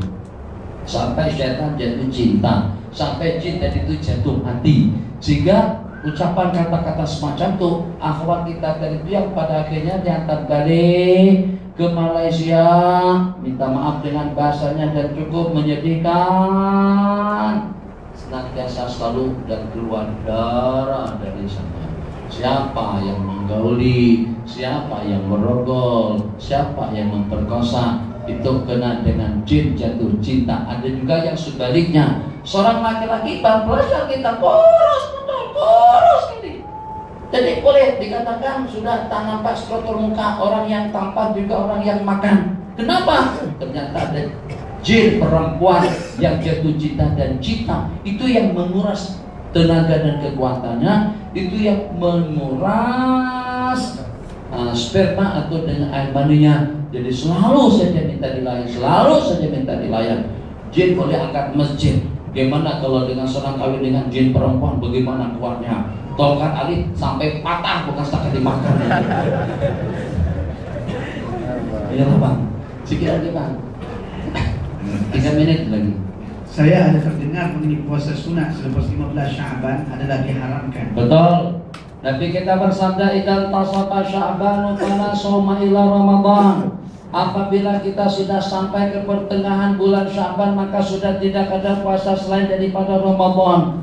Sebab semakin jauh daripada puasa, semakin semangat kita untuk kita menyambut dan juga untuk kita melakukannya. Kata ulama, yang tidak boleh berpuasa setelah nisfu Sya'ban itu orang yang tidak punya kebiasaan puasa pada hari Senin dan Kamis. Untuk orang yang tidak punya qadaan, muslimat yang masih ada qadaan, qada saja hari-hari yang sekarang ini. Tapi kalau kita tidak ada qadaan dan tidak punya kebiasaan puasa pada hari Senin dan Kamis, memang tidak boleh, haram hukumnya berpuasa setelah nisfu Sya'ban. Selanjutnya Bang, terakhir.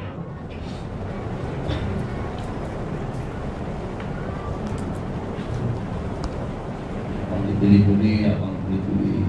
Sekarang memang seleksi ya, karena dengan pas abang tak nak baca.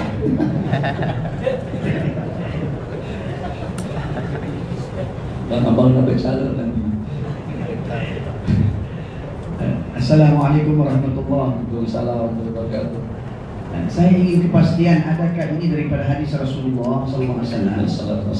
Ada 5 malam yang jika berdoa tak akan ditolak doa kita. Malam Jumaat, malam nisfu Sya'ban, malam Lailatul Qadar, malam Aidil Fitri, dan malam Aidil Adha. Jadi kalau tidak ditolak itu tidak. Hadis itu punya seperti ini. Barang siapa menghidupkan 5 malam yang mulia, maka niscaya tidak akan mati hati dia pada saat hati-hati orang sudah mati. Jadi diantara daripada sebab agar hati kita itu hidup, perasaan kita itu segar, ibadah kita kuat, obrolan kita semangat, maka kita hidupkan 5 malam yang mulia, malam 2 hari Lebaran, malam Lailatul Qadar, malam nisfu Sya'ban, tambah dengan malam hari Tarwiyah atau malam hari Arafah. Riwayat atau seperti yang tadi dikatakan malam hari Jumat. Jadi memang selayaknya dengan kita memakmurkan 5 malam tersebut itu dengan aktivitas ibadah, tidak selayaknya dengan kita mencumakan kemuliaan waktu dan tempat, khususnya yang kalau pada saat dengan kita berada di tempat yang mulia dan juga pada waktu-waktu yang mulia.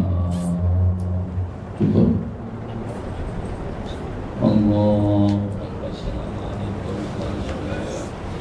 Mohon mendoakan kesembuhan untuk anak pada kawan ibu saya bernama Zaid bin Suhaini yang mengalami sedikit keluhan dalam